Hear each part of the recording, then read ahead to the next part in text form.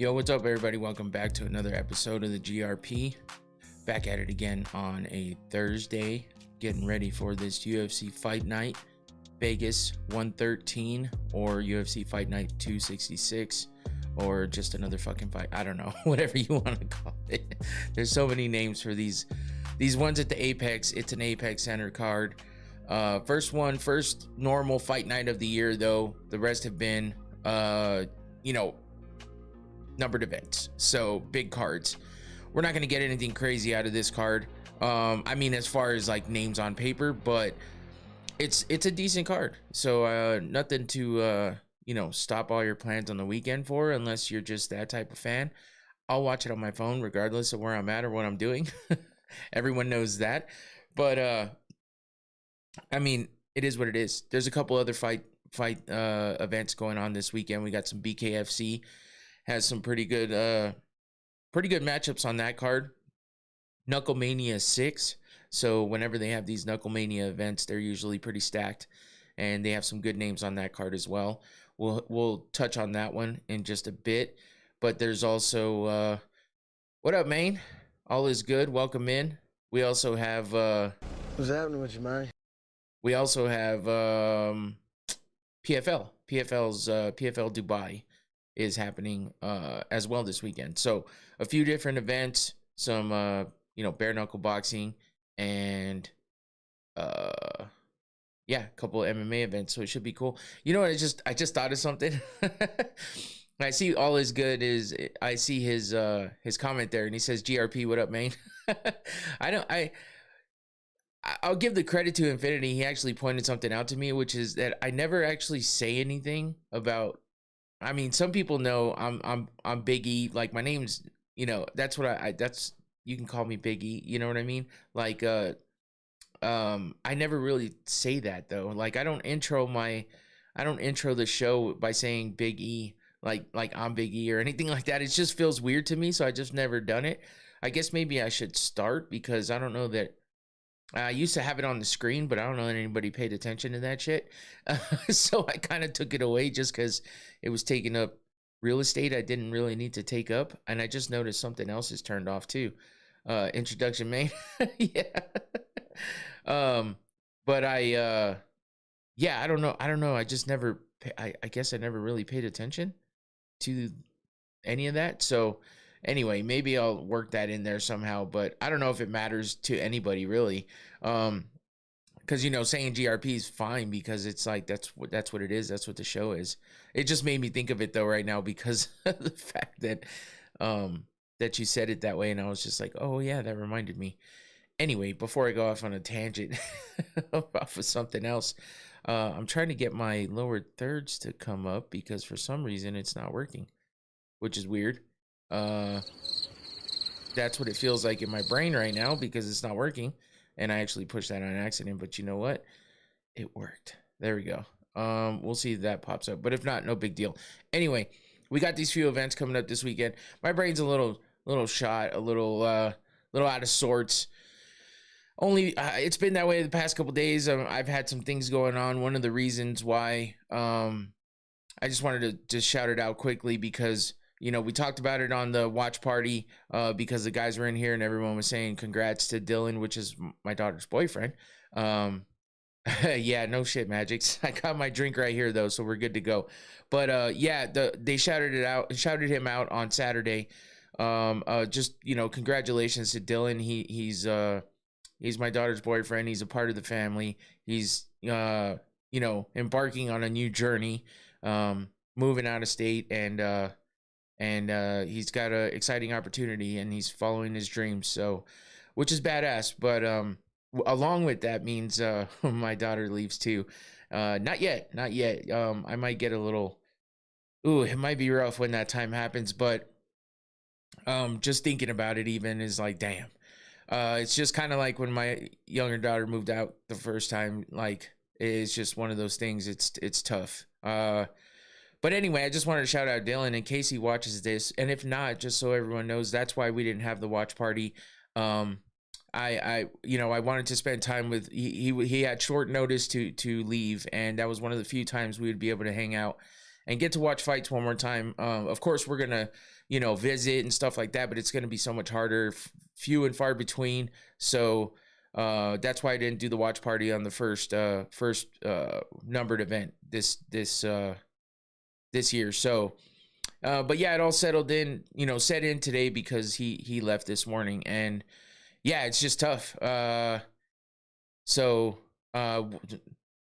Magic's that's for them to I don't really want to, that's just for them to have. I don't know how much they want out there. I'm just talking about it because no, they're not going out near you though. But yeah, so I'll leave it at that. But yeah, he's got an exciting opportunity, and I just wanted to shout him out because it's just one of those things. You don't think about stuff like this happening until it happens, and then you're like, damn, shit. Did I take enough advantage of being able to spend time and hang out and all this other stuff? Everything goes through your head. So, and of course, this is one of my things I love to do, and sometimes I share stuff on here, so it's just one of those things because I'm excited for him, and a new start is always cool, but it's also scary, and but for him, the opportunity that he got, I don't blame him for not passing it up at all. I think it's a great thing, and I think he's chasing his dreams, and that's awesome, and I hope it all works out like it should. We're gonna miss the hell out of him and my daughter when she leaves, but we've got a little bit more time with her, so we'll make the best of that. But anyway, so I've been all out of sorts a little bit because as much as it's in my brain, I've pushed it back, but today it was a little bit different because he's actually like now left. So it's tough, but I just wanted to, shout him out if he hears this. If not, maybe I'll,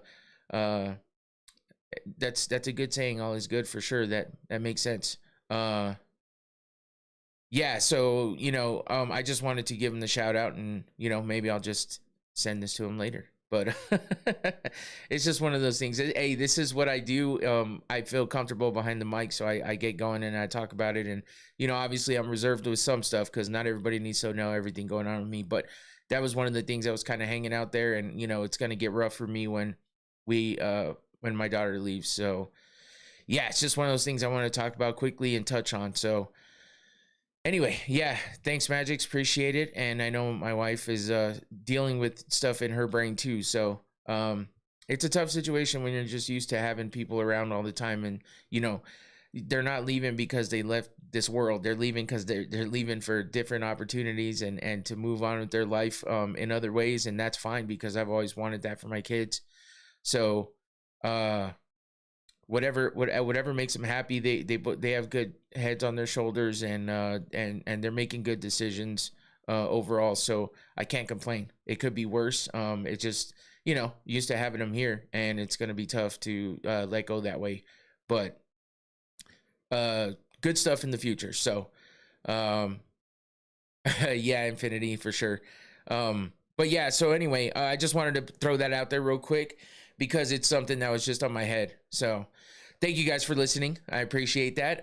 Before I get too much further, I'm going to shake this all off with a little bit of Noctane smelling salts because I definitely have to get that in and give thanks to my sponsor, of course, because I use the product and I love it. So thanks, Infinity. Appreciate you. Yeah, I'm just going to take a big whiff of this real quick and get myself a little more alert here and get out of the emotional cloudiness. Oh, that'll do it. Oh, that'll do it. Ooh, that one's strong. Whew. This is the most potent bottle, which is the reason for, and Dylan loved doing these with me too. We would always go back and forth on them. So it's kind of funny I do it right now. But I'm going to make sure I have a fresh bottle whenever I go up and see him. But yeah, this one was rough. It hasn't been that rough in a minute since I first got these bottles, but this is the most potent bottle. So it's a harsh one, but it's good. It's good once you get used to it. If you don't want something this harsh, they have other strengths as well. Black cap is the mid-range, white cap is the entry level. So check it out. Hit that QR code that you see on the screen, or there's a link in the description below always. So you can check that out as well. And go check out their website and buy yourself a bottle if you're interested. You can learn about it there, and it's all good. Can you use it with a CPAP? I wouldn't recommend that, but you can use it before you put that CPAP on. You ain't ever going to sleep, or you might go to sleep forever if you put it in the CPAP. Being a girl dad is a different type of blessing. Oh, yeah. Yeah, won't need a CPAP if you had that. Oh, that's for damn sure. You're going to be hearing this all night. Gotcha, bitch. Anyway, thank you for the sponsorship, Noctane. I appreciate it. And yeah, so now we got that all out of the way. And yeah, now it's time to move on. Oh, before I go into everything I prepped, there was a couple things I didn't prep for, and that's because it was just a mentioning in the process of leading into all the visuals and the background music and everything, all the regular stuff. What's up, Antoine? Welcome in. Oh shit, doing your pod right now. Damn. Appreciate you for jumping in still though, man. I know you're always here. Anyway, but yeah, day's been okay so far. Not too bad. Hope yours is going well. So yeah, Jean Silva versus Deontay. Oh shit, yeah. Deontay Wilder, man. He's living up to that last name and wilding out. I think Deontay's maybe not as out there as Jean Silva, but damn, they're almost on the same level, bro. I gotta say though, I you know, well, if you don't know, Deontay Wilder and Chisora are fighting each other, and they're doing a media circuit right now, and some fucking British dude, like, or I don't know what he is, but he's a white dude with an accent, and he kept bringing up Tyson Fury, and I mean, Infinity, you say he's a fool, but I kind of feel like he was based on getting pissed off. Maybe he went too far. Maybe he went a little bit too far. But I mean, motherfucker, the guy interviewing him just kept bringing shit up. Like he told him, I don't want to fucking talk about that shit. Maybe he came off a little bit too aggressive by asking for that not to be talked about. But even Chisora is like, what the fuck, bro? Like, he said not to talk about it. And Wilder's giving Chisora his due, you know, saying, hey, he's got nothing to do with this guy. So why the fuck are we talking about it? And yeah, I know that's what I meant. But I didn't know if you meant like, yeah, I mean, I'm not saying that everything that fucking Wilder did was cool or whatever, especially, you know, turning it into like a race thing. I don't know that it needed to go that far, but at the same time, maybe he knows something we don't, you know what I'm saying, about that guy. So you never know. Sometimes shit comes out because they know something that we don't know.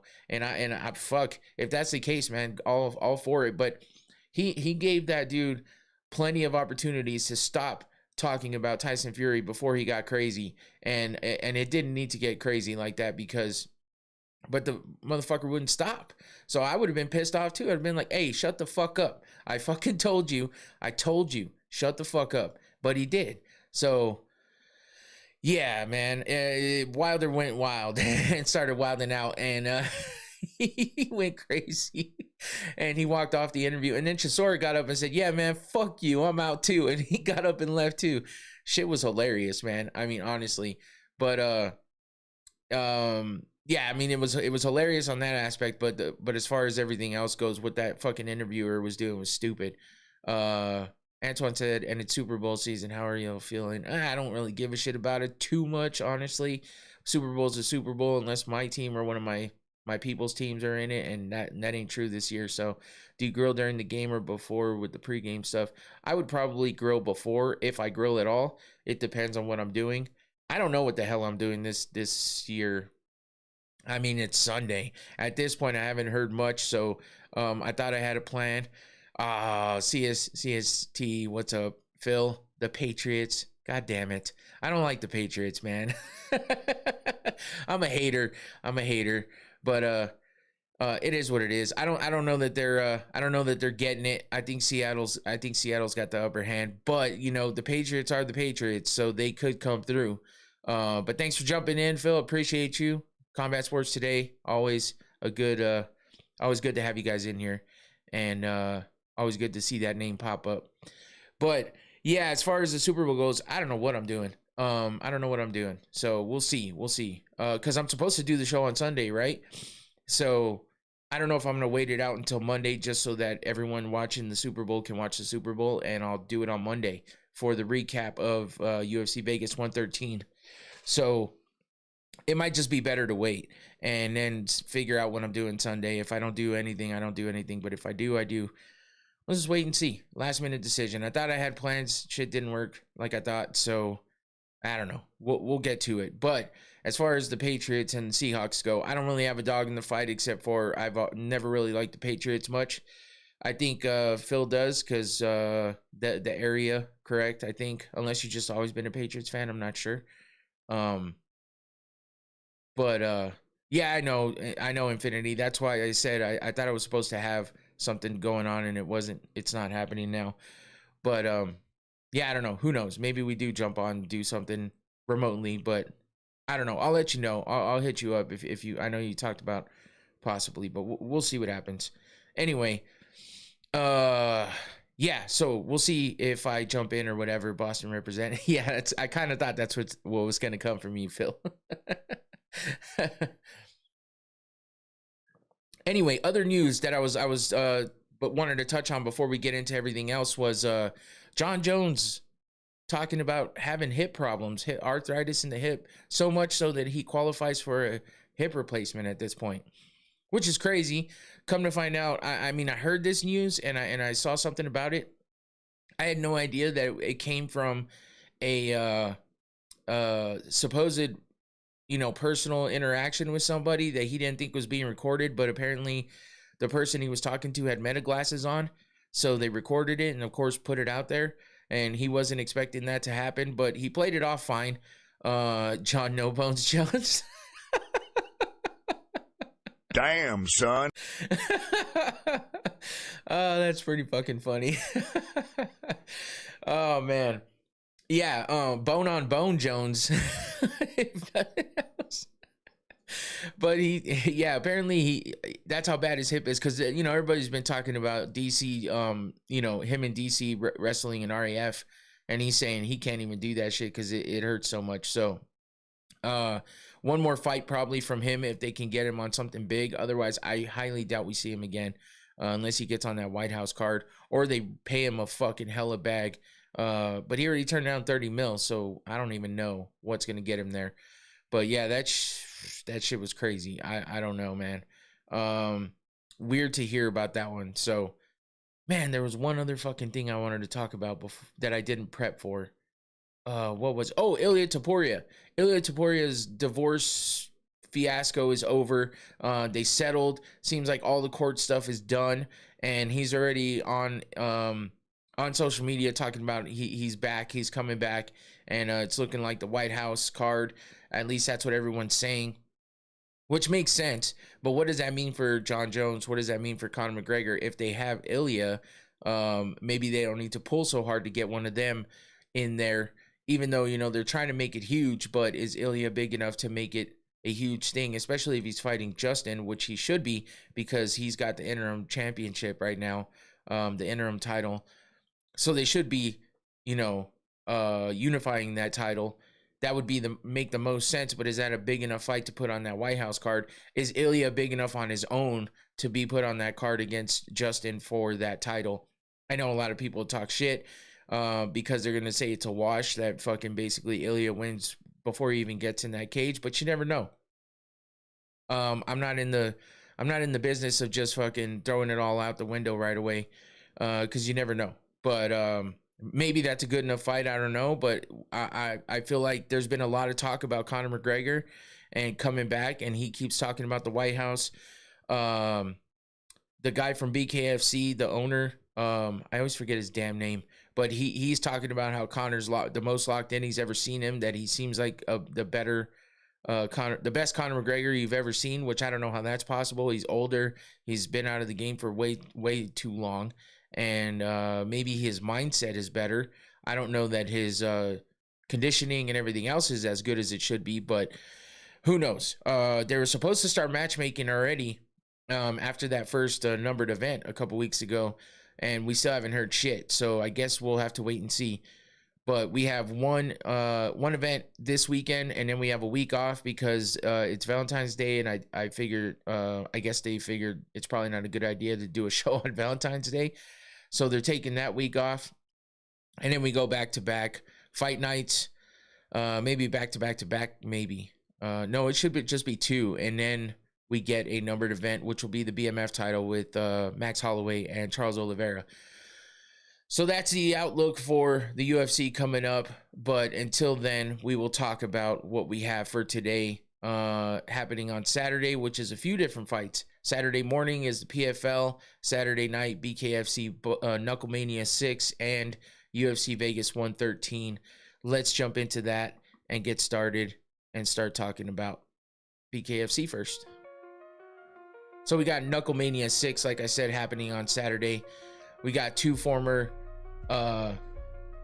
UFC title, heavyweights. One of which who was a champion, Andrei Arlovsky versus Ben Rockwell, who challenged for the championship at one point in time in the UFC, and they're going head to head in the main event here, in KnuckleMania 6. So we didn't get blessed with a Conor McGregor screaming and yelling in the press conference, but there was some funny stuff happening in the press conference. I didn't get to watch it all, but I did see some highlights of some of it, and it was kind of funny. BKFC is a bit different when it comes to how the press conferences go down and what happens in those press conferences, especially when Conor McGregor is there yelling and screaming at the top of his lungs and just going crazy. But you never know what you're gonna get, and I guess he had some travel issues. He was supposed to be there, but you damn sure know he's gonna be there on Saturday for the show, so be on the lookout for that. We always get some highlights and some stuff posted on social media because of course it's Conor McGregor and he's got a big stake in BKFC, and he's always the mouthpiece for BKFC when it comes to promotion. In the bottom of the card, we got Matthew Semmelsberger, another former UFC fighter, fighting Christian Fane. We got Lux Ludlow versus Zachary Kalmas. Zedekiah Montanez versus Brandon Meyer. Patrick Brady versus Bear Hill. This dude looks nuts. He's got fucking the biggest, nastiest looking beard I've ever seen. And for some reason his face is painted all red with a black stripe in this picture. I don't know what's going on with this, but it's BKFC and it's crazy, so you know you're gonna get some wars.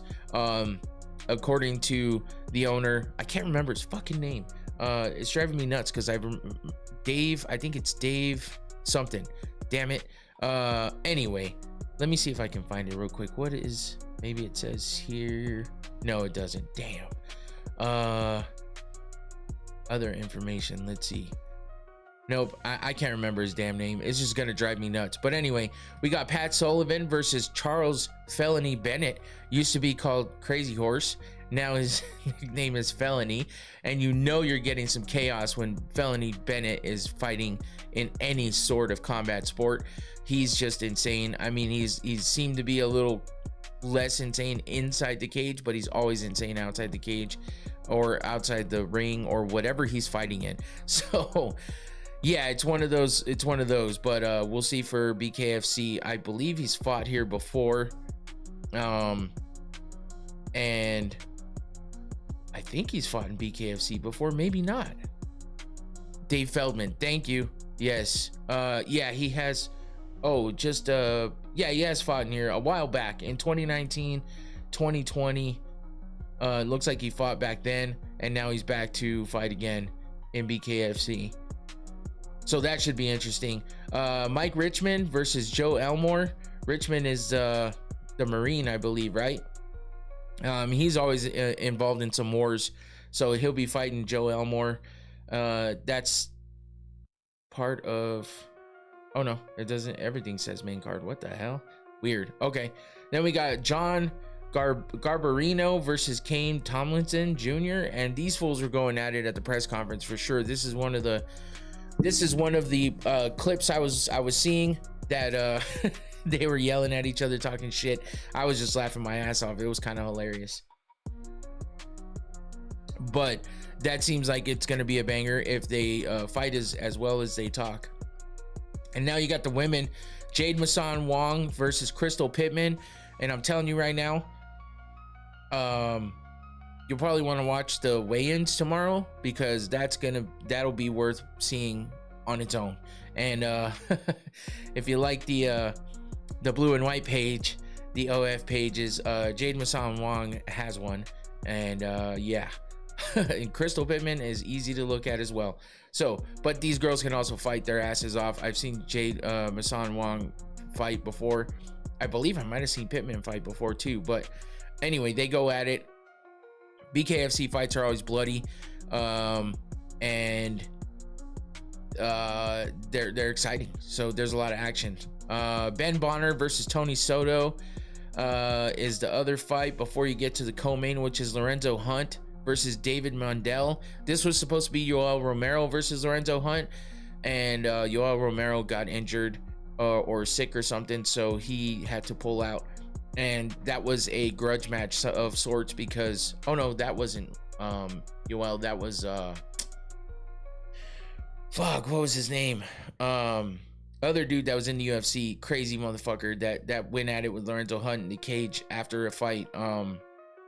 Man, my brain is not here today. What time is that at? Let's see. It says 9 p.m. Eastern. So that would be what, 7 p.m. for us right now? And it's free on YouTube. Usually KnuckleManias are usually pay-per-views on DAZN or on their app or some shit. Yeah, on their app, not DAZN. But they're doing it for free. You can watch it for free on the app. You can watch it for free on YouTube. So this should be fun. Lorenzo Hunt versus David Mundell should be a good one for your co-main event. And then you got Ben Rothwell versus Andrei Arlovsky for your main event, your BKFC Heavyweight Championship main event. And Arlovsky beat Ben Rothwell in the UFC twice. So he'll be looking, Rothwell will be looking to defend his title, as well as get revenge for the 2 losses he suffered in the UFC. So it should be a good one. And again, you can watch it on YouTube. I feel like, unless it says Triller, but I thought they said it was going to be on YouTube everywhere, because they're making a big deal about the fact that a KnuckleMania usually isn't free, and apparently it is this time. If I'm wrong, my bad, but that's what I thought I heard. So we'll have to wait and see. It'll be an interesting fight for sure. Like I said, bloody fights and entertaining. So check that out. Next up, we got PFL Dubai happening Saturday morning, because it's in Dubai. And we got the lightweight world title being fought for by Umar Nurmagomedov versus Elfie Davis. Usman. I knew I said the wrong name. Not Umar. Usman Nurmagomedov versus Elfie Davis for the PFL Lightweight Championship. And then you got Ramazan Kuramagomedov versus Shamil Musayev in your co-main event. Here's the rest of your card for PFL. Not a lot of names that are real recognizable to, unless you pay attention to PFL and have been for a while. But I mean, there's a few. Jesus Pinedo versus Salamat Izbulayev. That should be a good one. Man, I don't recognize a ton of these names, to be fair. Luke Trainer versus Rob Wilkinson. Wilkinson was in the UFC before. Khabib Nabayev. I've heard a lot about him coming out of Nurmagomedov's camp, I believe. Ahmed Sami is his opponent. And then Hyder Khan versus Johnny Gregory. There's one women's fight, Denise Keyholtz versus Antonia. Fuck, man, these names are tough. But yeah, as you can see, there's your full card. If you want to watch some PFL on Saturday morning, you can do that on ESPN Plus, I believe, or ESPN. Yeah, just ESPN, it looks like. So there's the PFL, and that leads us over to the UFC Vegas 113, and that is happening Saturday night. And we got Mario Bautista versus Vinicius Oliveira, Lock Dog. It should be a fun main event, honestly. These guys both come out there and get after it, so I feel like it's going to be a decent main event. Amir Albazi versus Kyoji Horiguchi in the co-main. That should be a banger as well. It's always fun to watch Kyoji Horiguchi fight, and Amir Albazi is a good, an exciting fighter too. Jailton Almeida versus Rizvan Kuniev. I don't know why I'm doing this, because I should be going from the prelims, because we're going to go over all of these fights. But as far as this card goes, I mean, like I said, it's not the craziest card in the world. It's definitely a good card to get us through. Who's a better broadcaster, Anthony Smith or Josh Thompson? Ooh, that's tough. I've heard a little bit from Josh Thompson, and I don't care for some of the things he says, and I don't care for some of the takes he has when he was on his podcast and on social media. So I don't know, man. That's a pretty tight race as far as who's the worst. As I don't know that who's better is a right way of explaining that one, because I don't really think either one of them is better than the other. I think they're equally as bad. But that's just my opinion. So yeah, we get this fight night started off with a women's fight, and it's getting going with Claudia Segula versus Priscilla Cachoeira.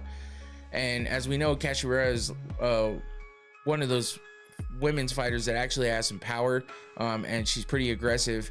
So we've seen some decent TKOs coming out from her. She definitely goes after her opponents. She had that nasty uppercut TKO against Josiane Nunez. That was her last win that she got a performance of the night bonus. But in her last 4 fights, she's 1-3. She lost her last fight to Jocelyn Edwards that she got TKO'd in, and then the 2 fights before Josiane Nunez, she got submitted by Miranda Maverick and Jasmine Jastovicius. Now, she is fighting pretty decent opponents as far as that goes, and it seems like she hasn't done the best against them. She did beat Ariane Lipski by TKO as well with punches, and that was another fun one to watch. That was a first round finish, as well as her last win was a first round finish as well, that she got a performance of the night bonus on. So she's gonna come out trying to get after it, of course, but she doesn't have the best cardio and the best takedown defense, and of course she's reckless with that aggressive power that she has.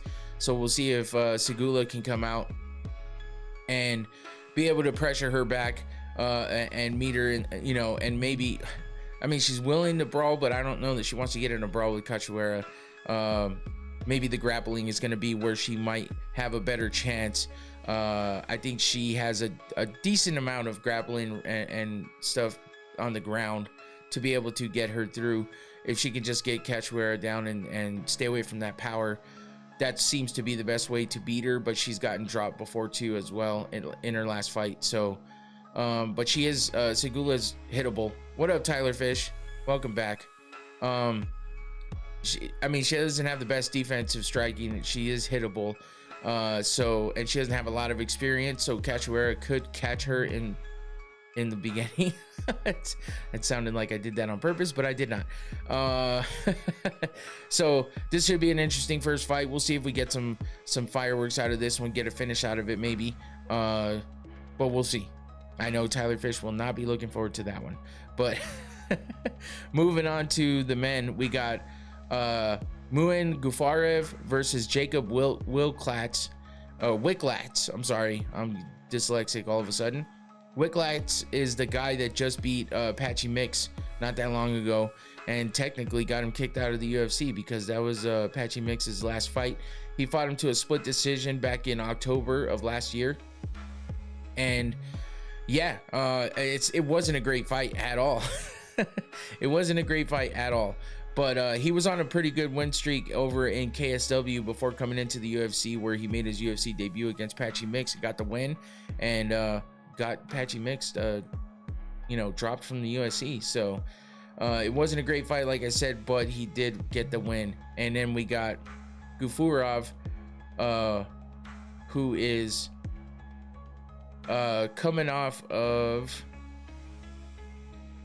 2-fight win streak. He's got 2 wins by decision though, versus Kyung Hong Kang and Rinya Nakamura, which we just saw Nakamura get that crazy knee that he landed in the road to the UFC finals to get the win. So Gafurov took him to a decision. He is 2-2 in the UFC. He lost to Said Nurmagomedov and just John Castaneda. So yeah, I mean, Wicklats, he didn't look very impressive in that Patchy Mix fight. So Gafurov is good with the wrestling and the top control, and he puts on a tough pace. So he's not the best at striking, and you know, he's kind of predictable in that sense. I don't know that he's got the best chin either. He's more of a ground game, you know, has more of a ground game than anything. And Wicklats does have some boxing and a little bit of some KO power. And if he gets the timing down and has some confidence in that striking, maybe he can keep Gafurov from taking him down and working that, you know, that ground game too much. But we'll see how he comes out of that Patchy Mix fight, if he has some confidence going up against Gafurov, especially because he beat Patchy Mix, which is a bigger name, and was able to, you know, come out with that win. So next up, we back to the women. We got Kong Wang versus Eduardo Mora. Kong Wang is the one that always comes out with the Joker face paint, which is kind of weird. But she's 8-1 overall, 3-1 in the UFC, and Mora is 12-1 overall, also 3-1 in the UFC. Kong Wang or Wang Kong, you know, again, the Chinese fighters, you never know which way to say their name, but she's on a 2-fight win streak where she beat Bruna Brazil, who's fighting on this card as well, I believe. Bruna Brazil by decision, and beat Ariane Lipski by decision as well. Her last loss was 3 fights ago. She lost to Gabriela Fernandez by submission. So Eduardo Mora, I mean, I don't know that she has the biggest ground game, so she's gonna have to try to get the upper hand on the feet. I think she's got some decent clinch work. She does have 5 wins by submission, so I stand corrected. She does have 5. She's never been stopped in a fight. She's only had 1 loss by decision, and she is on a 2-fight win streak as well, where she got 2 unanimous decision wins, 1 over Veronica Hardy and 1 over Lauren Murphy. I think she's beaten the better competition. So going up against Kong Wang or Wang Kong, she's yeah, I think she's got the upper hand on that, and she has a little more, you know, experience in there, has the better opponents. Wang Kong, though, I mean, she's got some decent striking. She throws volume. She's got footwork and cardio. So we'll see if Mora can get the best of her. Kong doesn't have the best grappling defense, though, so maybe that's how Mora can kind of control a little bit. But we'll see. She's beaten the better opponents, as I said, but they both had their last 2 wins. They're on 2-fight win streaks, and they've both been unanimous decision wins. So that's probably what we're looking at with this fight. Next up, though, we have Gianni Vasquez versus Javid Basharat. This was actually supposed to be Said Nurmagomedov versus Basharat, but Nurmagomedov had to pull out. I'm not exactly sure why, but he did. So now we got Basharat versus Vasquez. Vasquez making his UFC debut.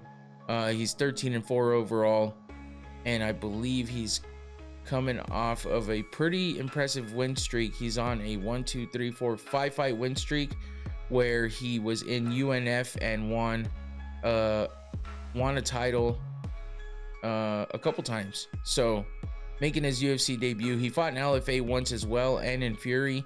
He's 1-0 in LFA. So, I mean, he's got some experience coming in against Javid Basharat, 14-2 overall, 3-2 in the UFC. He's on a 2-fight losing streak, and then his 3rd fight down is a no contest to Victor Henry. But he lost to Ayman Zahabi by decision, unanimous decision, and then lost his last fight to Ricky Simone by TKO in the 1st round. That was back in February of last year. So it's been over a year since he got TKO'd by Ricky Simone. He's coming back in, trying to get the win over the UFC debut of Gianni Vasquez. Next up, like I said before, Bruna Brazil is fighting on this card versus Ketlin Souza. Man, Souza is a powerhouse. She definitely has some pretty good striking skills. She's got some power. She's got some speed too behind it. So, and she's a good counter puncher. But, you know, if she gets pressured and gets frustrated, that's when she starts to break a little bit. Her grappling isn't the best if you take her into deep waters with that. Bruna Brazil definitely has a little more. Well, maybe she doesn't have a whole bunch. Let's see. Bruna Brazil is 3-3 in the UFC, 11-5 overall, and she does have 2 wins by submission. She's never been submitted herself, so she's coming off a win over Ming Shi. She's on a sort of win-loss type streak, where Ketlin Souza is coming off of a 2-fight losing streak to Angela Hill and Piera Rodriguez, both by split decision. So I mean, we're looking at probably another decision fight with this one. Oh, I forgot to change the graphic. There you go. There's Bruna Brazil at the bottom versus Ketlin Souza. Moving on, Nikolai Veretennikov versus Nico Price. This should be a fucking fun fight, actually, because Veretennikov and Price both get after it. So I mean, we could have a decent fight here. Veretennikov has power, and he's a pretty big dude, actually, and pretty aggressive as well. So his cardio isn't the best, and he doesn't have the most experience in the UFC. He's 1-3 in the UFC, which is tough. He's 13-7 overall, where Nico Price has been around for a minute. He's 16-9 overall, 8-9 in the UFC. He's definitely got the wild and crazy striking. He's durable and tough, and he can't threaten with submissions as well. How do you Nico fighting with all of this brain down? Oh man, yeah, it's tough. That's what I'm saying. He's a durable guy, but yeah, he gets hit a lot, and he's a tough guy, but it's not always a good thing. So I don't know, man. It's gonna be tough, especially, I mean, Veretennikov, he's only got 1 win in the UFC, and it's been loss. He won by split decision, even over Francisco Prado. Yeah, he lost to Austin Vanderford by TKO in his in Austin Vanderford's UFC debut, and then he lost to Danny Barlow, lost to Punahele Sariano. So yeah, Nico Price, he's a tough one, man, but if he catches you, he can definitely drop you, and that's where he's going to be threatening. Let's see, he's on a 2-fight losing streak, though, with a decision to Themba Garimbo and lost to Jacoby Smith by submission. His last win was against Alex Morono, who's also fighting on this card, which is the next fight we'll talk about, and he beat him by a decision. Let's see, God, he's got a lot of losses. Holy shit. If you look at his record, it's like loss, win, loss, win, loss. It's a lot of losses, man. He hasn't won too much since 2020. He's only got 2 wins out of a bunch of fights. The Price is right. Okay. I don't know about that one, but anyway, this could be a fun fight. We could see somewhat of a fucking war with this one. Who knows? Or it could be a boring decision, or maybe it's just an exciting fight that goes to decision. Who knows? But it has some potential. So I mean, it's not the worst fight in the world. Nico Price gets hit a lot, so maybe Veretennikov can get a decent TKO or KO win. But last on the prelims, we got Alex Morono versus Daniel Donchenko, and he was coming from Dana White's Contender Series. He's a younger guy. He's 1-0 in the UFC already. Oh, I thought I saw something happen there. Morono's been around for a minute, 13-9 in the UFC, 24-12 overall. He's got a lot of fights, but let's see. He's on a 3-fight losing streak, but he lost to Nico Price, like I said, D-Rod, Daniel Rodriguez by split decision, and then Carlos Leal was his last loss by TKO in the first round. So man, this is a tough one, coming in fighting a younger guy who's hungry and I believe gets it done early. Donchenko is 1-0 in the UFC and has a first round finish over TKO finish over Rodrigo Cezinando. And in the I thought it was Dana White's Contender Series. It was the Ultimate Fighter, where he got his last fight in the Ultimate Fighter was a first round TKO as well, 2 minutes and 11 seconds in. So he's going to be coming in fast and furious and coming after Morono. So we'll see what Morono has for him. You know, besides the experience, he's got some decent boxing and some decent fight IQ, but he's on a 3-fight losing streak, so it's tough. He doesn't have a lot of speed, and Donchenko, he's got the youth, he's got the power, and he puts on pressure. So his defense isn't the best, and his cardio might not be the best either. And obviously he has minimal UFC experience, but everything he's shown in the cage so far is pretty promising. And Alex Morono might be the guy that he beats and continues just propelling upward.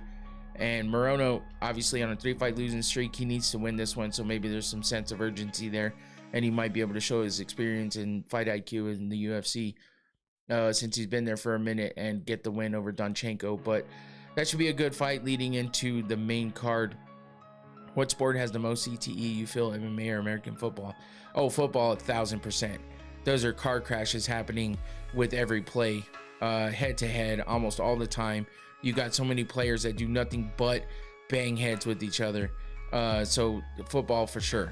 Boxing is a close second. I think MMA is still enough of a newer sport to not see as much of the CTE that we've seen come out of football and boxing, which have been around for hundreds and hundreds of years. Maybe not hundreds of years, but you know what I mean. But maybe, I mean, boxing has definitely been around for a long ass time, but I mean, organizationally and I shouldn't say hundreds of hundreds. That sounded crazy. I didn't mean it like that, but that's what it feels like. It's been around for fucking ever. But so is football, and in comparison to MMA, so you gotta think about that. So I think for sure those two have more cases of CTE, and have the most. But yeah, I mean, it's hard to tell. We'll see what MMA brings. We'll see what MMA brings after we have, you know, more years have gone by. You know, we've seen a lot of the older guys already that have been way far and gone out of the sport, and some of them have been, you know, have shown some, you know, obviously some CTE signs and stuff like that, but nothing as crazy as some of these football players, and as much as some of these football players and boxing fighters. So yeah, it's tough, man.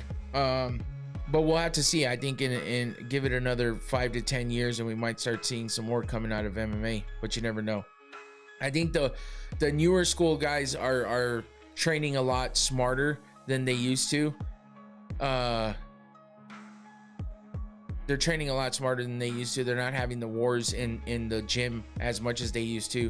You know, when you think about Vanderlei Silva, Shogun Hua, the Nogueira brothers, all of them, Chuck Liddell, Tito, they were all having wars in the gym. Like, they were actually having fights in the gym. They weren't even like just sparring at that point.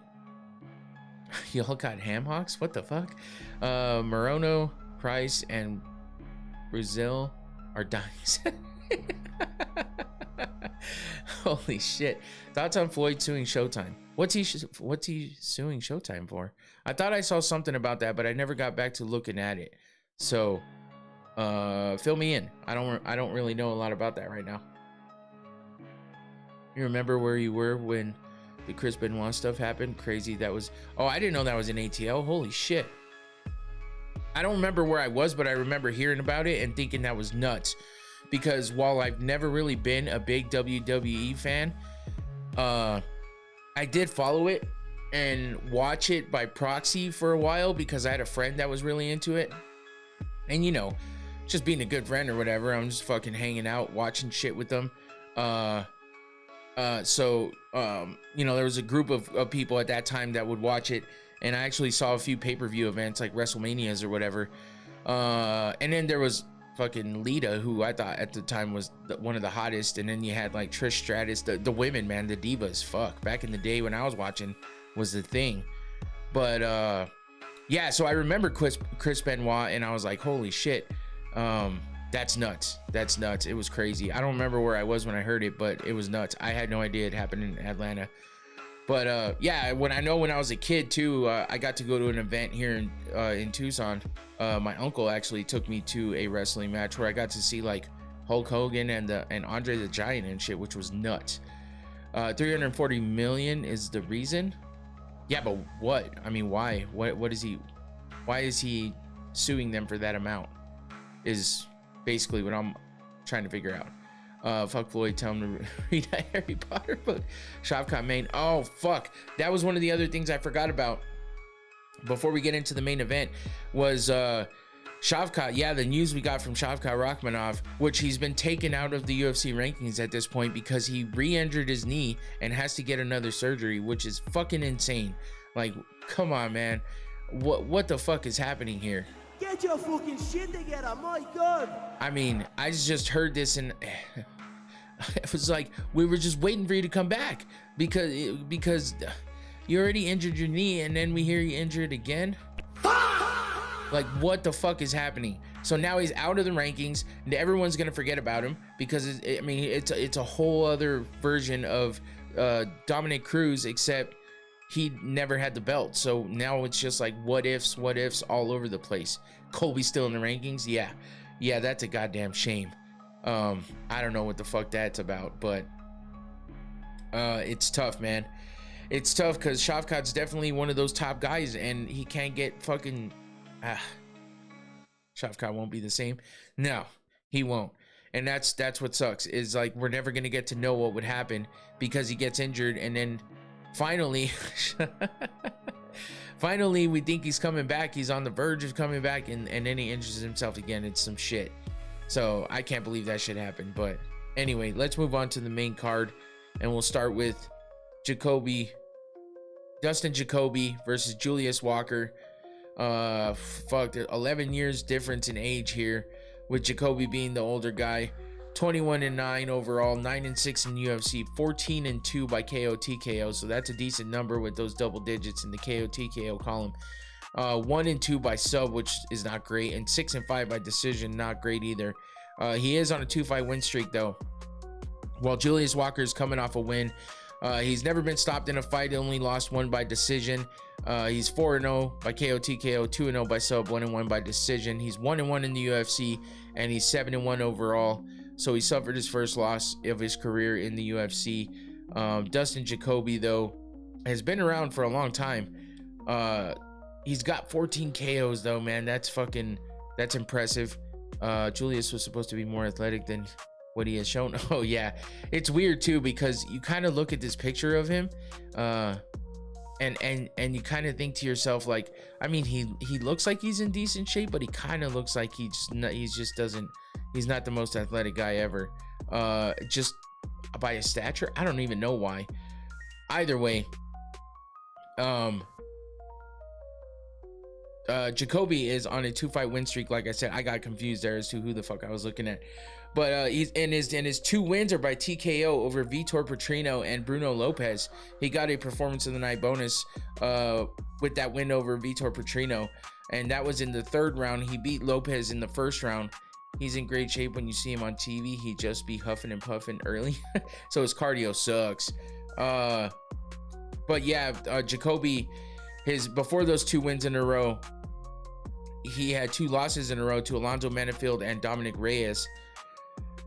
So I mean, he's due for, the way that his record goes, he's kind of due for a loss, and he's coming up against a younger guy. But I mean, you know, he does have power, obviously, with those 14 KOs or TKOs, whatever it is. He's got obviously some decent fight IQ, and he's good with the defensive striking, but his volume and output, I mean, it's not like he throws a bunch of punches. He just has power, and if he lands, it's good for him. If he lands flush, I should say. His grappling isn't a big thing for him. Obviously, he's 1 and 2 by submission as well, so it's not like a big weapon for him. And he's been stopped in a lot by decision. I mean, he's only been stopped twice in the KO, TKO, and submission column, but you know, he's got 5 losses by decision, so he kind of wants to try to get this done on the feet, probably, according to everything you're looking at here. When you look at Julius Walker, let me switch this real quick to some actual fight pictures. But when you look at Julius Walker, obviously the younger guy, he seems to be more athletic. Shafkat owes me money. I made futures bets on Shafkat to become champ. Oh shit, 6 months worth of car insurance. He's gonna be the he's gonna be the one calling you, telling you he can lower your car insurance if you switch to Geico. 26-year-old light heavyweight is so rare nowadays. Excellent knee. Who did he do that to?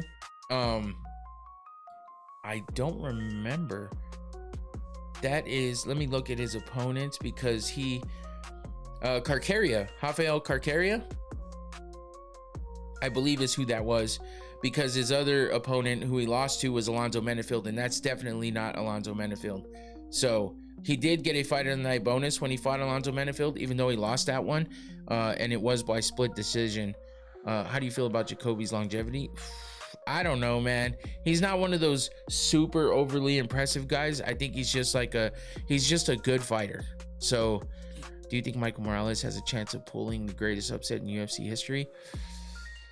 I think there's always that chance, especially with somebody like him, but I don't know, man. I don't know. That's a tough one to call, because I've doubted Morales before, and I just don't, I don't know that I can keep doubting him, but it's like, it's one of those things where you know what kind of fighter he is, and you know what he's capable of, especially with what he did to Sean Brady. But it just depends, man. It just depends on who he's actually gonna fight next. It depends on the situation. There's a lot of things. So I don't know. But Naved, I'm not gonna try to say that whole name because I'm not exactly sure what that means, or what that, not what that means, what that says. And I don't want to screw it up. But Naved, thank you for asking the question and for jumping in. I appreciate that. I don't think I've seen you here before, so I appreciate you jumping in and checking it out. On that note, before I go any further, please make sure, guys, if you don't mind, make sure you hit that like button before we get out of here. I'd appreciate that. It helps the channel, and just lets me know that you guys are enjoying the content. And if you're not subscribed already, please do that as well if you like what you see. If not, it's all good, but leave a like on that, you know, leave a like down there if you don't mind. Okay, damn, barely got past Rafael. Y'all, what's with the ham hocks, Tua? I'm worried about Morales' cardio. He never been to the 4th round. Yeah, I mean, that's a good point. That is a good point. But yeah, I mean, he's an athletic dude, but sometimes those, just like Julius Walker, man, and those guys, they don't hold up well with the cardio. But obviously Walker doesn't have a lot of experience, and we want to see the cardio on the oh shit. Anyway, Julius Walker versus Dustin Jacoby should be a good fight. It should be a decent fight, hopefully. But you never know with these two guys. I mean, yeah, we'll just move on to Jean Matsumoto versus Farid Basharat.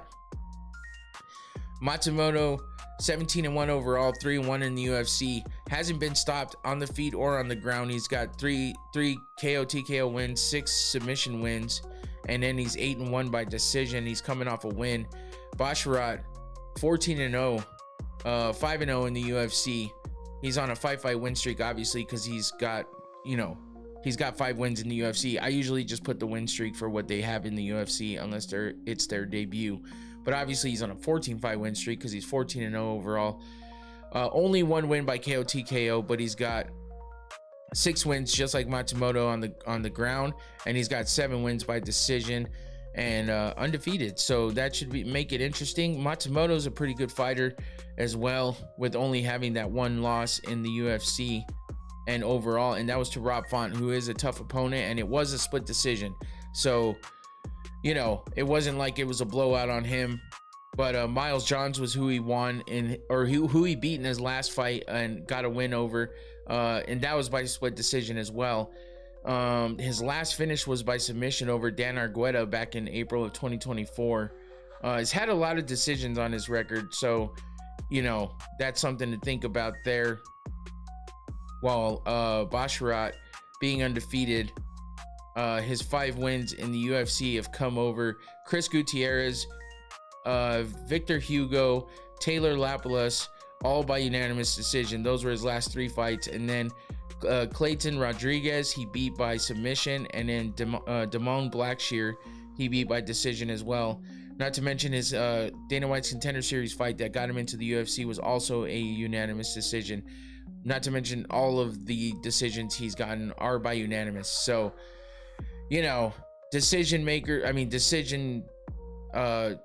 winners here for sure. But I mean, Matsumoto, I mean, he at least has some wins in KO TKO on the feet, you know, and then he's got those 6 submissions. But Basharat, yeah, it looks more like submissions and decisions for him. Yeah, I'm not sure. I mean, obviously Basharat's got the overall probably better grappling game. He goes 26 letters. Oh shit. Yeah, that's a lot of letters. Yeah, there's not a whole lot. I mean, both these guys, I would say Matsumoto definitely, I mean, he's got some good kicks. He definitely works the kicks really well, and he mixes up the range. And he can hurt opponents like with his kicks, basically. I don't know why I'm messing up my words here. I can't seem to spit it out. Do you think Fareed could challenge for a belt? I don't know about that, man. He's got one of those styles that I don't know. He could probably win about 10 in a row and be like, you know, in the spot that Merab was in, you know. And there hasn't been a whole lot of talk about him, even though he's 5-0 and he's undefeated overall. You haven't really seen too much hype around him. So I think that it's going to be, I don't know, it could be tough. This fight going to be the decision if you do the math right. Yeah.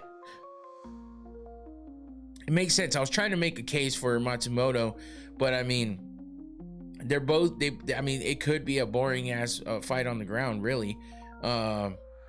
Yeah, there's just not a whole lot to go into when it comes down to it. But you know, with Matsumoto's style, that could be fun. And if Basharat, you know, plays into it and doesn't go for the takedown right away, that could be where the fight turns fun. And then maybe we see some good, you know, somebody gets to the ground, we see some good transitions. Yeah, it has potential in that manner. Otherwise, though, if they're going, you know, ground game for ground game, it could be tough. So this one's kind of a toss-up type fight, I think. But regardless, not too bad. We'll move on to Mikhail Oleksiejczuk versus Marc-Andre Barriault. This is a lot of fucking names too. Count these ones up, Tua. But yeah, Oleksiejczuk, 21-9 overall, 9-7 in the UFC. Oh yeah, then yeah. Nancy Guthrie, her mom. Yeah, that shit is crazy, man. It's like a movie. I'm just wondering if it's like a cartel thing, or just someone trying to get money out of her, or she fucked somebody over pretty badly, because it seems like a kidnapping, you know, hostage type situation. So who knows? But yeah, it's a weird, crazy kind of situation for sure, especially when you're seeing it all over the place. It looks like a damn movie. But yeah, Oleksiejczuk, 9-7 in the UFC, 16-1 by KO TKO, which is nuts. 16 wins by KO TKO is great, especially with only that one loss. But 1-6 by submission is tough. 4-2 by decision. He's on a 2-fight win streak. And you got Marc-Andre Barriault, 17-10 overall. These guys have a lot of fights between them. 6-9 in the UFC, which is a tough record. 11-3 by KO TKO, so he's got 11 double digits in KO TKOs there as well. It's not bad. 1-1 by sub, 5-6 by decision. He's coming off a loss. So Marc-Andre Barriault probably wants to keep this on the feet because, you know, he's kind of 500 on the ground, and he's under 500 by submission. 37, damn. Damn, son. But Mikel Oleksiejczuk, I mean, he's one of those guys. He's got really good power. Really, really good power if he gets a hold of you. And because he has so many wins by KO TKO too, it's insane. Let's go with this one. And then and he puts out high output. It's not just power, he throws a lot of strikes as well. And yeah, he's just got that potential to knock somebody out, and that's what makes it exciting. So we'll see if he can keep it off the ground. You know, it doesn't seem like Marc-Andre Barriault's the type to really take it to the ground, so that might be what makes this fight fun. Because Oleksiejczuk likes to get in those stand-up wars, but Barriault also has a lot of wins by KO TKO. So like I said, it could be a good one for that. He's durable and he's tough. He can take a lot of damage. I mean, he gets hit a lot, and he does seem to get opened up quickly. As far as yeah, for sure, Antoine. That was, yeah, that's what I was saying. It's like, it just seems like a fucking movie. So I don't know if I don't know what's going on with that, but it's kind of crazy. I don't know. Nuts that's happening here, and like I said, it's like a damn movie. It's weird, but yeah, hopefully they get that sorted out. But yeah, Marc-Andre Barriault is kind of more of a crazy wild striker, Wild West main. Yeah. Like I said, he's not very good, not very typical to go to the ground, so we'll have to wait and see. 7 divided by 3 equals 2 with a remainder of 1. What the fuck are we doing, math now? Yeah, I think this is gonna be a fun fight though. I think this is gonna be a striking battle, and it's gonna definitely be exciting with these two and their fighting styles going up against each other. Both of them having a bunch of KO wins. Mikel KO's Barriault in round 1 according to the math. Got you. Now I get it. Let's move on to the next fight. We got Jailton Almeida versus Rizvan Kuniev, and holy shit, look at that submission column for Jailton Almeida. 13-0, fucking insane. But Kuniev's never been submitted. He's only lost once in the he's only had one fight in the UFC, and he lost. That was by decision, because he's never been finished on the feet or on the ground. While Almeida's been finished everywhere except for on the ground by submission, but he has 13 wins there. He does have 8 wins by KO TKO with 2 losses. He's also 8-2 in the UFC, 1-2 by decision, and they're both coming off of losses. Let's see, Kuniev is 13-3 overall, 0-1 in the UFC. 6 wins by KO TKO, 3 by sub, 3-3 by decision. So yeah, this one, I mean, I mean, you kind of know already, winning by knockout in the first round. I don't know about that shit. I think Jailton's gonna fucking try to take it to the ground for sure. That's what he's best at. Rizvan is a diverse striker. He be doing that wushu sanda martial art. Huh. All right. I remember seeing Kuniev, but I don't remember exactly. I don't remember his fight. I just remember his name. So what the fuck is happening? But yeah, as we know, Almeida's good on the ground, and that's kind of where he likes to take shit right away. and that's where he excels at. So, you know, of course he's gonna try to get that shit to the ground. He's definitely got the better fight schedule. Let me look. So his loss was to Alexander Volkov by split decision. Rizvan lost a split to Curtis Blades. And then while but Almeida beat Sergey Spivak by TKO. So I mean he got him on the ground with ground and pound. So, but that was in the first round, and he got a performance of the night bonus with that one. And then he beat Alexander Romanov by submission, and he lost to Curtis Blades as well. If what you're saying is right with Rizvan, I just don't remember that fight, so we'll see it right now. But Almeida lost to Blades as well by TKO. So yeah, you're right. Curtis Blades by split decision. That was Rizvan's fight. So that happened in June of last year. I just, if I recall, it's crazy because the person who kidnapped a ransom note and he wants 100 million in Bitcoin. Oh Jesus. See, I did hear something about the Bitcoin shit. I you know, it may sound ignorant or whatever, but I don't really pay close attention to a lot of this shit because it's just like, fuck, man. It's also just depressing. I don't know. I just like shit gets to me and I'm just like, ugh, I don't want to fucking deal with any of it. Maybe that's just ignorant to, you know, deflect all that shit, but it's hard to not see what's happening with that, especially because it's happening here. But as far as getting too deep into the details, I just don't really that much, so that's why it's just one of those things. But like I said, it's like a fucking movie. It's weird as shit. And my wife will send me some of these things and I'm just like, okay. And the first thing I said was, this has definitely got to be a kidnapping, like ransom type shit. And then it turned out to be, which is nuts. I don't know shit about it though. That sounded weird. But back to the fights.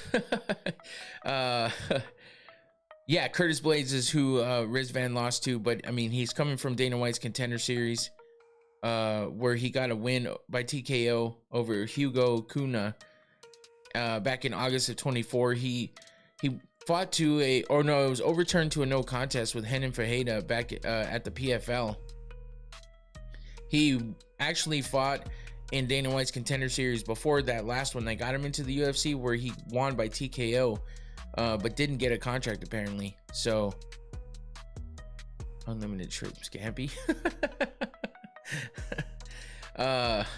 Yeah, so he's only got the one fight in the UFC that he lost, but you know, obviously Jailton Almeida is gonna have a lot more of the experience, and he's gonna take it to the ground, and he's definitely got the ground game to get it done. But yeah, I think it's gonna be I mean, I don't know. I'm wondering what Kuniev can do if he let Blades take him down and control him like he did. I feel like Almeida's probably going to do the same thing, because that's kind of what he looks to do. He wants to get the fight on the ground. So if he does that, Kuniev might just be looking at his second loss in a row in the UFC. But maybe he can stand and keep it on the feet and see if Almeida has something for him there, considering he has 6 wins by KO TKO, and he's never been finished on the feet or on the ground, so he has that going for him too. But he hasn't really fought anybody like Jailton Almeida on the ground.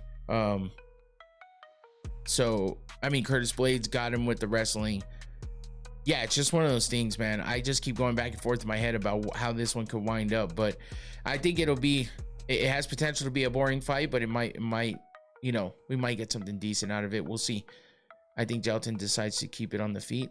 Man, if he does, that would be awesome, because that would actually make for an interesting fight. But, you know, he's so good on the ground with those submissions. It's like you're scared for him to fight any of the guys in the upper echelon of that division, because you're like, fuck, he's just going to take him to the ground and beat him. And then that's messing up the heavyweight division even more than it already is. So, yeah, I mean, if we could see him lose here, that would kind of slow him down a little bit. But you never know. He can get to his positions, but he'd be bullshitting. I want to see Jailton versus him. Oh, shit. Yeah, how would that go? That one's a tough one to think about too, because oh my god, imagine if Josh Hogan beat him, he would never shut the fuck up. It's rare BJJ dude can put you down. Yeah, that's what I mean. That's what make Gelton scary, but he just doesn't do it that often. So, it's just tough. Yeah, I'm just interested to see how this fight goes. Let's move on to the where we at co-main event. Yeah, co-main event. This one's definitely going to be exciting. Amir Albazi versus Kyoji Horiguchi. Oh, pin you down. I just said put you down. I was like, well, I've seen him knock people down on the ground. No. I didn't think we were talking like, okay, that makes sense. But yeah, Amir Albazi versus Kyoji Horiguchi. This fight, I feel like, is definitely going to be fun. Kyoji just looks so fast on his feet. He had like crisp boxing. And he was just so fast on his feet with his reaction time, with his striking. He just looks so compact and just locked in, man. So Gooch the great. But yeah, man, he just looked so good in his last fight. So I'm definitely looking forward to this one, because Albazi is a decent opponent for him. And I think he's got some good skills. He's never been stopped on the feet or on the ground. He's 6-0 by KO TKO, 8-0 by sub, 3-2 by decision. He is coming off a loss, but he's only he's 5-1 in the UFC, so it's his first loss in the UFC, and that was to, let's take a look real fast. That loss was to Brandon Moreno, top level, and Kyoji Horiguchi is definitely one of those guys that is at the higher level. But I mean, Brandon Moreno, he's kind of getting to that point now where we're not sure if we're going to see him at the championship level anymore. I wonder what Gelton going to do when the Hawks but Albazi got the best of him, won by unanimous decision there. Before that, he was on a 4-fight win streak with wins over Kai Kara France, Alessandro Costa, Francis Figueiredo, and Zagulas Zamugulov. Jesus. He's shifty in the scrambles. Yeah, and I mean, Horiguchi's just fast all the way around, man. He's fast all the way around, I think, but with Albazi being as well-rounded as he is, I mean, he's got the striking and the grappling and submission threats. So, it's just, this might be a tough one for Horiguchi, but I feel like it's going to be a fun fight. Horiguchi's got his own set of skills, obviously. Look at all the fights he has, though, man. 35-5, 8-1 in the UFC, 15-2 by KO TKO, 6-1 by sub, 14-2 by decision. Obviously, he wins a lot by decision, but a lot of his fights are pretty exciting fights. Like I said, he's so fast and shifty. He definitely has a lot of good skills that he can put to the test against Amir Albazi. And he's coming off that win over Tiger Olimbekov, where he submitted him in the 3rd round and got a performance of the night bonus. And he just looks so damn good on the feet too. Like I was saying, he fought in Ryzen for a while. He was a champ there as well. And then obviously back in the day, he fought in Bellator too. He lost to Patchy Mix and Sergio Pettis back in Bellator, but he beat Kai Asakura in Ryzen, and he lost to him once too. So he kind of went back and forth with him there. But he's done a lot in his career, man. It's nice to see him back in the UFC, even though, he's a bit older, but the way he looked in his last fight, it's exciting to see him fight. As small as he is, being 35 isn't really shit for him. He still has speed. He still has some power. So I think it's going to be a fun fight against Amir Albazi, but we'll see if Albazi's too much for him, and if he can, the younger guy can come through and beat the older legend type. So it should be a fun one, I think. And that brings us to our main event. And that would be Mario Bautista versus Vinicius Oliveira. If Ludacris anamorphed into a cheese, he would be called Gudacris. Bro, I don't know where you're coming up with this shit, but it's fucking funny. What's happening with you, man? Chris, what the fuck? Do you think he could be in his prime right now? Are you talking about Albazi or Horiguchi? Because I think Horiguchi's at the end of his prime, maybe. At 35, I think he's definitely still showing. Do you think he could go on a long title reign? As far as Albazi goes, yeah, I mean, I think he definitely has potential. It's one of those things where, you know, these guys that come up and look as good as he does in the beginning, you have to get that higher level of competition, and he started that with Kai Kara France, who he beat, but only by split decision.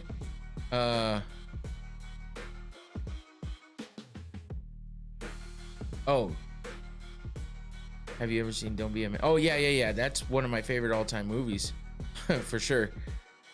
Where was I at? What was I saying? Oh, he started getting that high level competition with Kai Kara France, but he only beat him by split decision. And then he met Brandon Moreno and lost by unanimous decision. So, you know, it's kind of a back and forth, like where's Albazi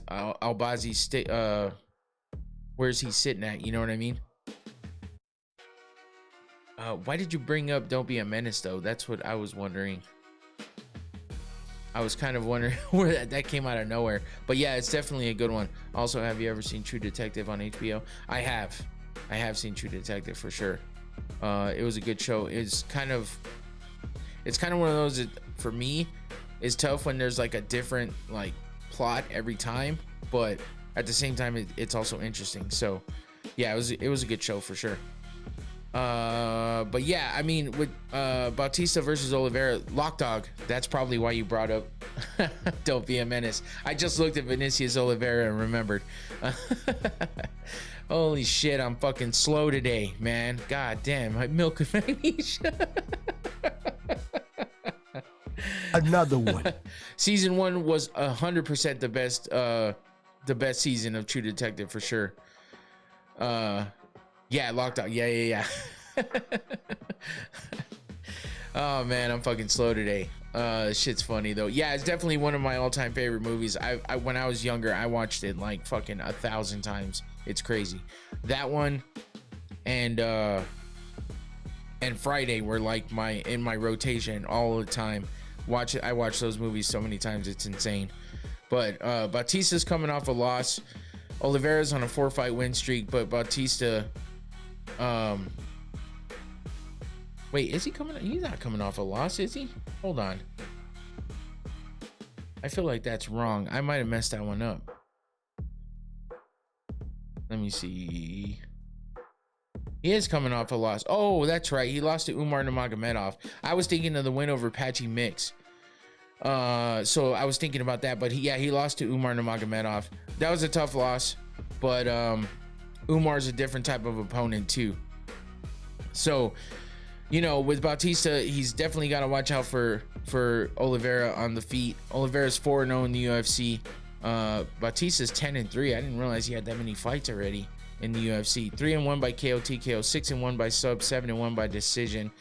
But look at Oliveira with those 16 wins by KO TKO. Mario gonna KO Oliveira in the first round? Whew. Yeah, I don't know. OG series with Green Lanterns, that's fire. I don't think I ever saw that. Oliveira been tripping over his own feet. Yeah, but I mean, you can't deny those 16 KO TKO wins, man. Especially looking at his four fights in the UFC. He beat Kyler Phillips, Said Nurmagomedov, Ricky Simone, and Bernardo Sopaj, where he got Fight of the Night and Performance of the Night bonuses against Sopaj with that TKO flying knee. That was a crazy one. But then the rest of his fights went to decision, all by unanimous. He did get a Fight of the Night bonus against Said Nurmagomedov, and then his last win was against Kyler Phillips. Oliveira hands below. Yeah, I think he's got that like Anderson Silva type fucking, you know, that type of style. But yeah, it is dangerous to have that shit. He's only been stopped on the feet 3 times. He's never lost by submission, never lost by decision. So that's something too you got to think about. But I definitely think it's going to be there's that big ass knee that I was just talking about that Oliveira landed, but a kick to the body as well from Bautista. Bautista has that like crazy striking that you just don't expect some of the things that he takes to you.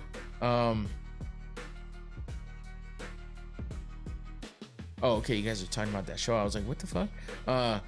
But yeah, his hands, I mean, he does keep his hands low, but he's got some crazy dynamic striking for sure. And I think that's something that Bautista has to watch out for. Let's see, what else did I have here? I think I about covered it. I want to start watching Black Mirror more. Oh, yeah, Black Mirror was cool, but I got out of it after like what, the second season or some shit. Or even during the second season, I kind of was just like, eh. The story plot lines got a little crazy. At first, it was like crazy to hear because they because it touched on like real shit, especially nowadays. But then they kind of lost me a little bit. They kind of went a little too far too fast, maybe. But Mario has measured, disciplined approach. Yeah, and Lock Dog is like kind of wild, but at the same time, he knows how to use his striking like he does. He has a high knockout rate, obviously, and he seems to land like sudden, like crazy combinations. He doesn't work on the ground very much because he probably keeps it on the feet for the most part. Or he probably wants to keep it on the feet for the most part because of his knockout power and his skills on the feet. So Bautista definitely has a better fight IQ, like Tua was saying, measured and disciplined for sure. He's got good cardio and kicks. Vinicius is so much fun. Yeah, because of that dynamic, crazy striking. The danger of keeping your hands down low, and Bautista kind of it has a little bit of lacking in defense against like crazy strikers like Oliveira. It seems like, so maybe that might be something that he has to watch out for because of the way that Oliveira strikes. Yeah,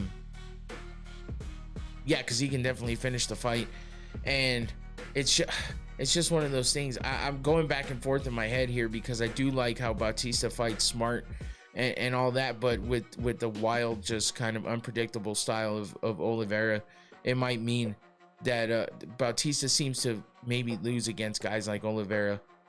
Oliveira fell down at least 4 times in his fight against Kyler of some off-balance shit.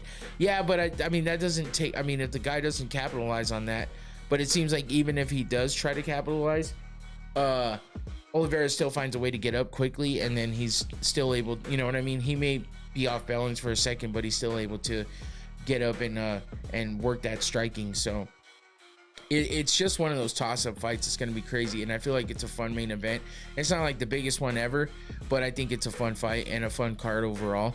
So let's take a look at the fight wheel predictions real quick, or let's make the fight wheel predictions. Do you think Vinicius identifies? I've never fucking heard that shit before. What the fuck? Bruh. Afro Brasileiro. I don't even know what that means. Oh shit, that's funny though. That is funny.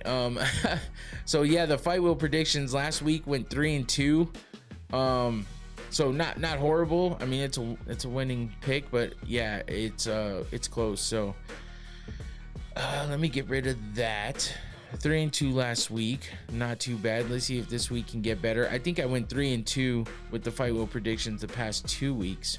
So we'll see if the fight wheel can get a little better this week and pick a few more than 2 correctly. And then let's do this so I can actually spin the wheel.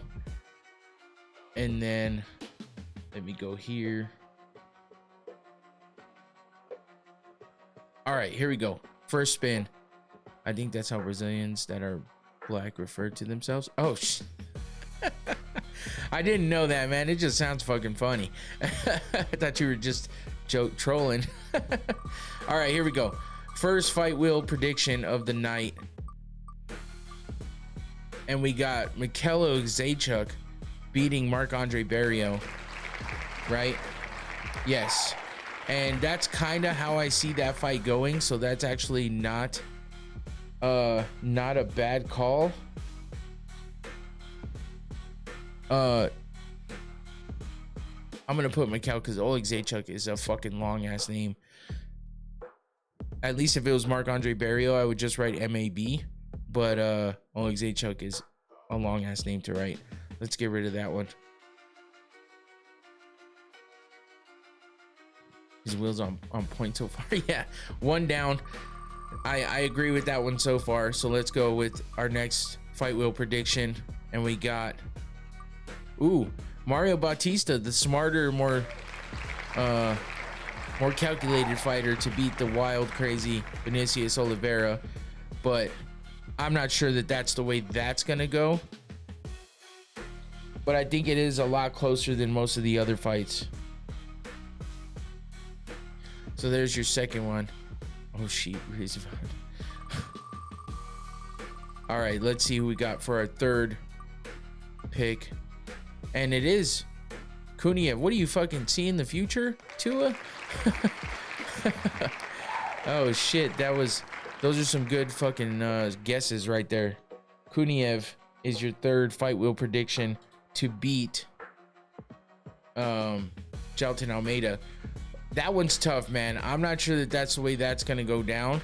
So that one I'm a little bit unsure of. Halfway through, let's see who's next. Fight wheel predictions for UFC Vegas 113. We got Farid Basharat to beat John Matsumoto. I mean, that's not too bad of a pick. Oh wait. Oh yeah, I took it off. Sorry. I did. I took off Basharat's name. So there's that. You think Kuniev is athletic at all? Maybe a little. I'm not sure though. It's funny because I was looking at pictures and you see one of him that looks like he's pretty ripped and one of him that looks like he's pretty chubby. So it's a toss-up. 4 down, 2 to go. Fight wheel predictions, UFC Vegas 113. We got Amir Albazi. Maybe, is it gonna stay? Yeah, Amir Albazi to beat Kyoji Horiguchi, which is possible, but I am kind of rooting for Horiguchi here just because old school shit. But Albazi's a tough opponent, so that's gonna be a tough one. I really like how this only Apex show for a while, then we're back on the road. I fucking hate the Apex shows, to be honest with you, because it just seems like throwaway fights most of the time, which is tough. Let's see who wins in this last fight wheel prediction. But you know what? I'm happy to have fights. It's all good. And at least there's a little bit more of a crowd there. Julius Walker to beat the younger Julius Walker to beat Dustin Jacoby. That pretty much makes sense. So there are your fight wheel predictions for the week. We got Michelo Zaechuk to beat Marc-Andre Barriault, Mario Bautista to beat Vinicius Oliveira in the main event, Rizvan Kuniev to beat Jailton Almeida, Jean Matsumoto to beat Farad Basharat, Amir Albazi to beat Kyoji Horiguchi, and then Julius Walker to beat who was it? Fuck. Dustin Jacoby. It's like a friends and family event. Oh shit. Where's the next event held at? I think they're all in the Apex for the next few. No, we have Mexico at the end of February. So I think the next two are in the Apex. And then we get Mexico on the 28th. Nah, it's Houston. The next two on the road. Okay, yeah, that's what I'm trying to find it. But I know for sure. I know for sure that it's Mexico for the 28th, because that's Brandon Moreno versus Loner Kavanaugh, which was supposed to be someone else. But oh yeah, Fluffy and Strickland is in Houston. Yeah, that's right. That's why, because I completely passed that one up and went straight to the one on the 28th. So yeah, Sean Strickland versus Hernandez is in Houston, so that's cool. Dan Ige, Melquizel Costa, Sergey Spivak, Ante Delia. That looks like a decent fight card. I'm rooting for Anthony Hernandez on that one. Fluffy for the win. So, and then we got the Mexico card, so that'll be cool. And yeah, and then but we have 1 week in between, so I'm gonna have to come up with some shit for that one. But that about does it for, oh shit. Would you buy a ticket for that event? Which one? Which event?